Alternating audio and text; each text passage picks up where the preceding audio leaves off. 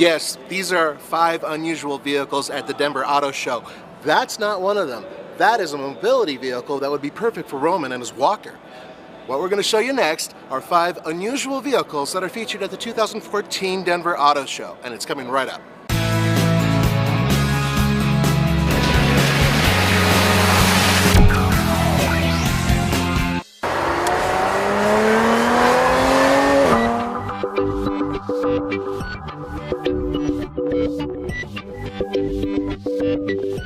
So what you're looking at is the Lamborghini Aventador, but more importantly, it's the one that was used in the Transformers movie, Transformers 4, The Age of Extinction.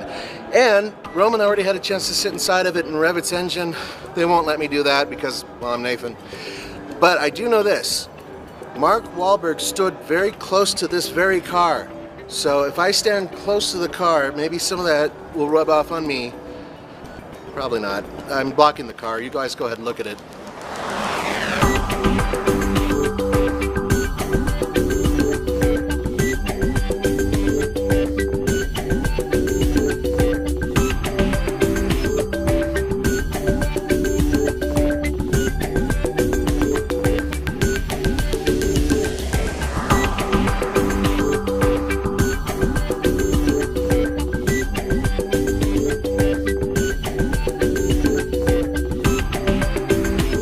One of the unusual things about being at a show like this is sometimes you get to these cars, these amazing looking cars you've never seen before, and nobody's there to tell you about them, and they don't have a plaque to tell you about them. So this is what I think this is. A 1970 or 71 Mercury Cyclone, and this one is the spoiler, which literally meant it came with a spoiler. The thing is, despite not having any information on it, it's gorgeous. It looks amazing, and I can't remember the last time I've seen one of these in the public, so pretty awesome car.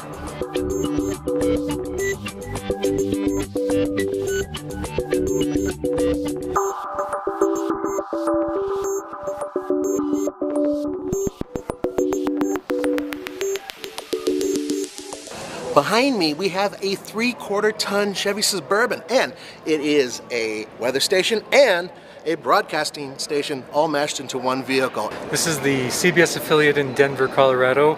It's a mobile weather laboratory. We run anywhere and everywhere in any weather to report on conditions where they are as it happens. This is a 3/4 ton Chevy Suburban. It's been heavily modified. It carries satellite and microwave transmission gear, and it's capable of going anywhere in the state of Colorado and doing live broadcasting. The suspension was very heavily modified and beefed up to make sure that it was a safe, stable platform for all it has to do. The weather station measures wind speed, precipitation, wind chill.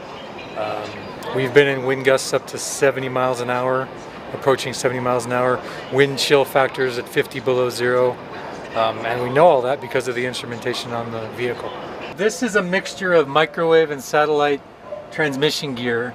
Now there are basically 4 different systems. We transmit signals back to the TV station via satellite, via microwave, via 4G or bundled cellular technology, and then we also have the laptop up front that can do social media type things. So this gear is basically geared towards finding and locating a satellite in 22,000 miles out in space. It's also geared towards finding receive sites on tops of the mountains of Colorado that we use when we're not using satellite, but we're using a microwave transmitter. And the rest is just power distribution and all the equipment needed to make it all run.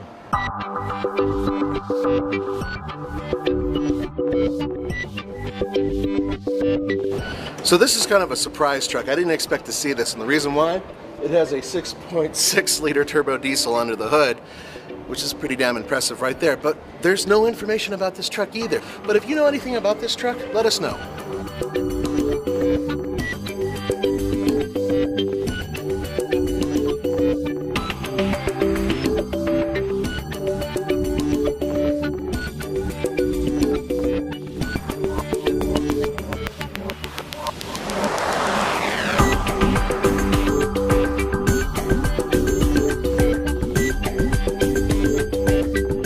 What you see behind me is a B-Class F-Cell. It's built by Mercedes, and it is a fuel cell car that's based on hydrogen being converted into electricity that goes into batteries and then thus goes to an electric motor, a 100 kilowatt motor.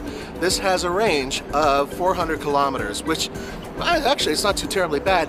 What I like about it is the fact that we're finally seeing a B-Class in the United States. I once drove a B-Class in Europe and I loved it.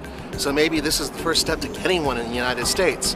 Either way, it's clean, the only byproduct is water, blah, blah, blah, blah, blah, blah, blah, it's a decent car.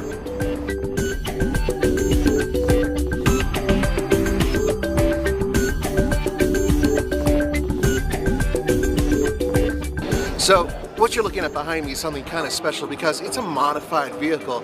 And normally on the car channel, we don't put trucks on here, but this is worth it, and I'll give you a reason why.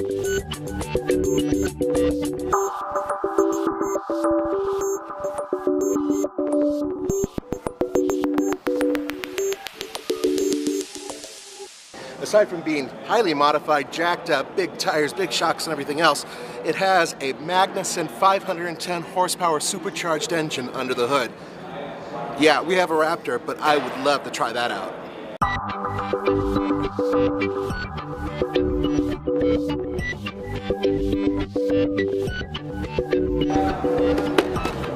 Man, I'll tell you, these vehicles are actually featured from High Plains Raceway, which is right here in Colorado. Pretty cool. As for the vehicles we featured, believe me, they're not the vehicles that we would necessarily take home, although that Aventador looked very good. These are vehicles that we find unique to Colorado, or unique at least to this show. For the Fastlane Car, this is Nathan Adlin. Don't forget to go to tflcar.com for news, views, and reviews. Ciao.